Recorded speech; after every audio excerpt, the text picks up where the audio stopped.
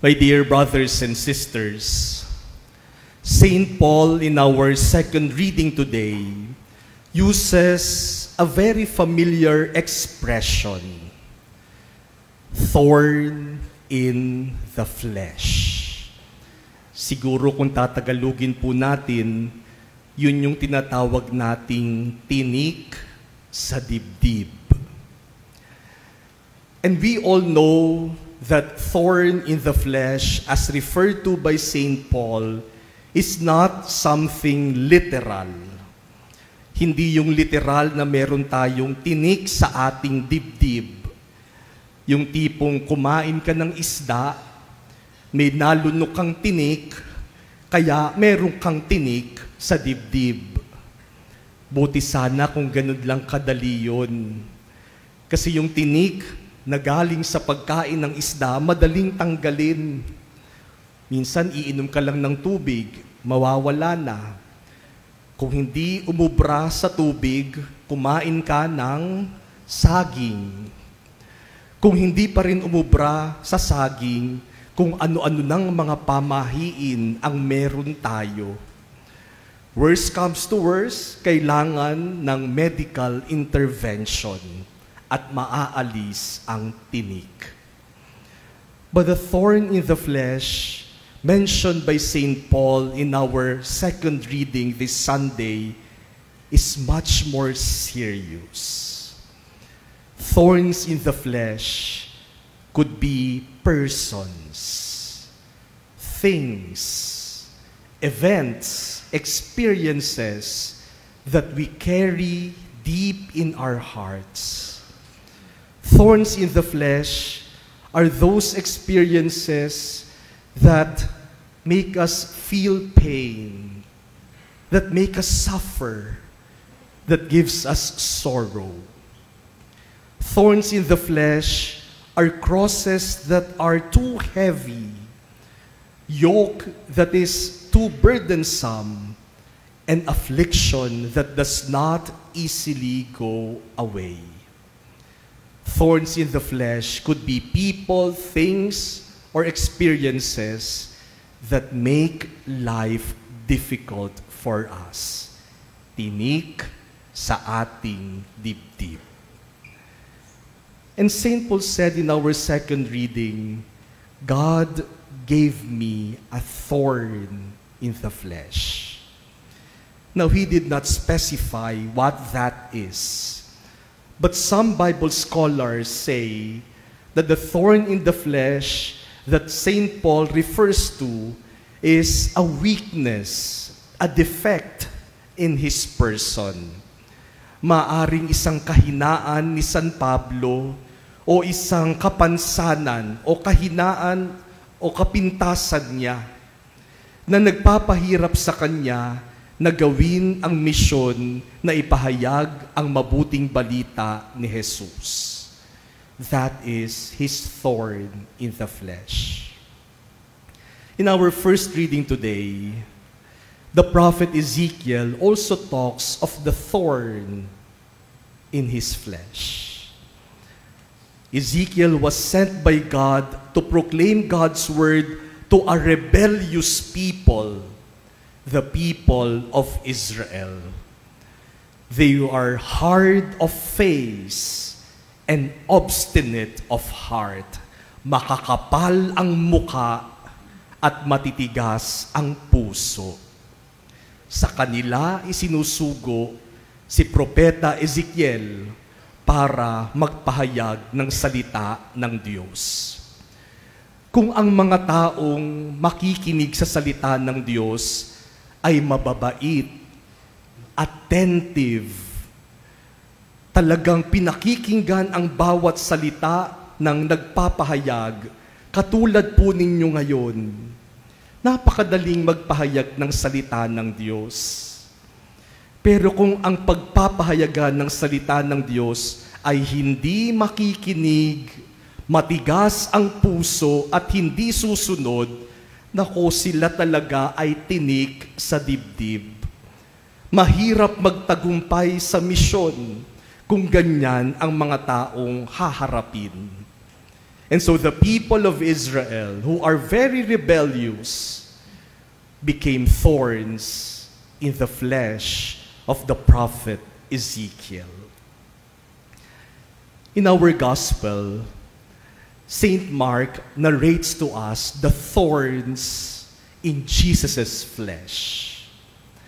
Jesus went home to his native place, the place where he grew.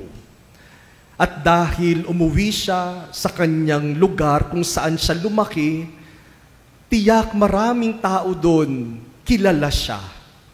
Siguro marami sa kanila kamag-anak niya. Marami sa kanila kasabay niyang lumaki. O marami sa mga tao doon nakita siyang lumaki. And yet, they did not accept Jesus. They rejected Him.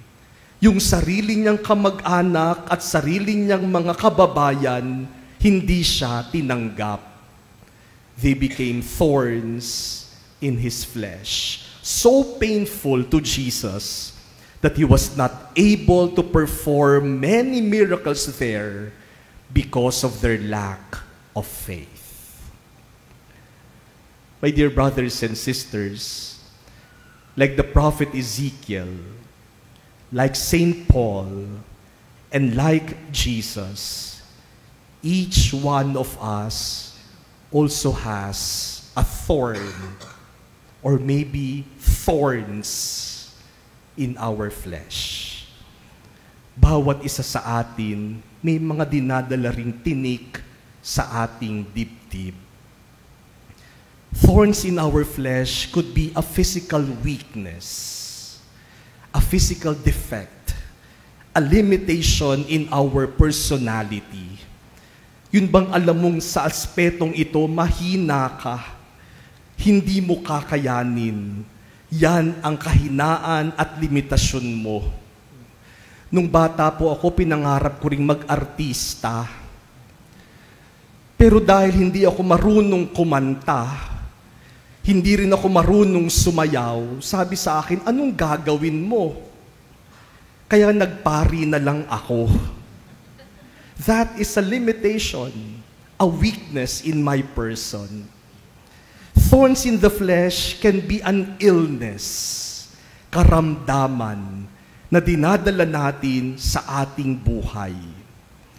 Thorns in the flesh could be an experience of rejection like Jesus, an experience of betrayal, pinagtaksilan ka, an experience of abuse, an experience that was so traumatic that you cannot forget it.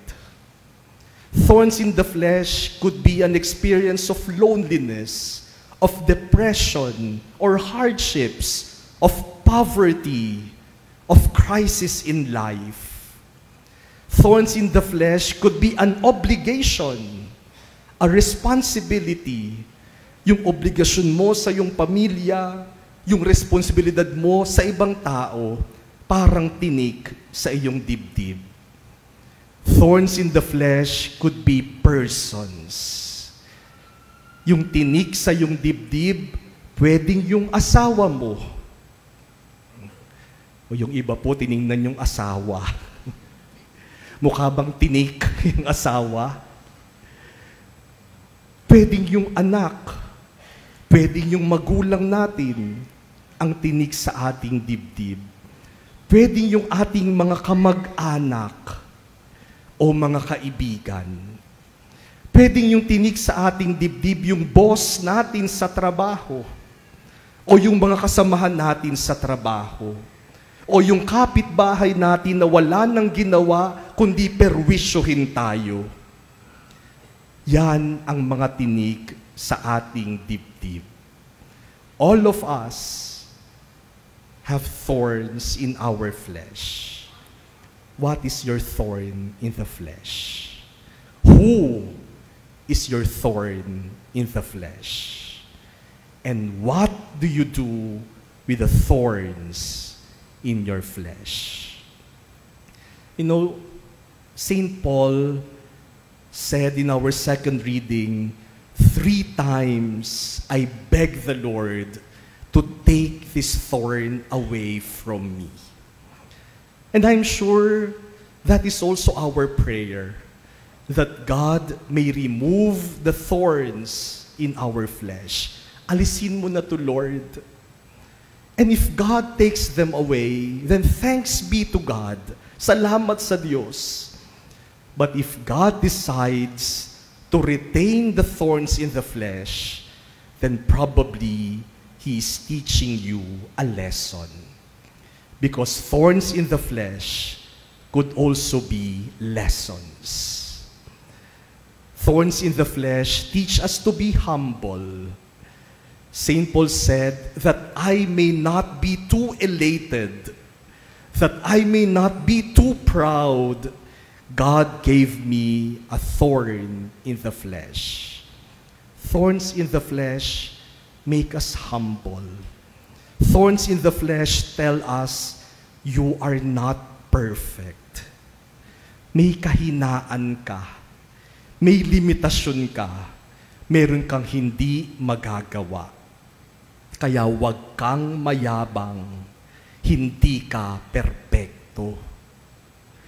Thorns in the flesh also make us understanding of others who, like ourselves, are weak and limited. Kapag nakikita mo yung kahinaan, kapintasan ng ibang tao, hindi mo sila huhusgahan dahil alam mong mahina at may kapintasan ka rin. Thorns in the flesh prevent us from being judgmental. They encourage us to empathize and understand the limitations and weakness of others. Thorns in the flesh also call us to trust in the Lord. Kasi hindi mo nga maalis, kaya ipagkakatiwala mo na lang sa Panginoon. We have all thorns in our flesh. What do we do with them? You know, my dear brothers and sisters, some years ago, we visited a rehabilitation facility of people addicted with drugs. We went there and we looked at how it is being managed. Tiningnan po namin kung paanong pinapatakbo yung facility. And we encountered a lady. Para siyang nanay-nanayan nung lahat ng mga tinitreat doon sa facility na iyon. We saw how she was loved and respected by the people there. Talaga namang tinuturing siya nilang nanay. At siya naman, talagang tinuturing niyang parang kanyang mga anak, yung mga nire-rehabilitate na former drug addicts. Talagang kung alagaan niya, paglingkuran niya, kung mahalin niya, parang sarili niyang anak. Later on that day, she shared her story to us. Sabi niya sa amin, Father, ito po ang kwento kung paanong ako ay napunta dito at ako ay naglingkod sa mga naririto. Yung pong nag-iisa kong anak na lalaki ay pinatay ng mga drug addict. Pinagtripan lang. Pinatay. At dahil doon, sabi niya, galit na galit ako sa mga drug addict. I wanted to get even. I wanted to take revenge. Mga salot sila sa lipunan. And for many months, I have been carrying that anger in my heart. Dapat makapaghiganti ako sa ginawa nila sa anak ko. And then one day she realized that the best revenge that she could do is not to get even, but to serve those who are formerly addicted to drugs. Sabi niya, naisip ko, baka kaya sila nagkaganon dahil hindi nila naramdaman ang pagmamahal ng isang nanay. o hindi sila nakaramdam ng pagkalinga ng kanilang pamilya. And so I will take care of them. I will be a mother to them. I will make them feel loved. Kaya ako napunta dito. The thorn in her flesh became a beautiful flower of service, of forgiveness, and of love. My dear brothers and sisters, in this Mass, let us offer to the Lord all our thorns in the flesh. Ano mang nagpapahirap sa buhay mo, sino mang nagpapahirap sa iyo, ialay nating lahat sa Panginoon. And let us thank God for the thorns in our flesh. And let us hear the words of Jesus to us as He said to Saint Paul, "My grace is sufficient for you. For power is made perfect in weakness." May kahinaan ka, may kapintasan ka, meron kang tinik sa iyong dibdib, pero hindi nagkukulang ang biyaya ng Diyos.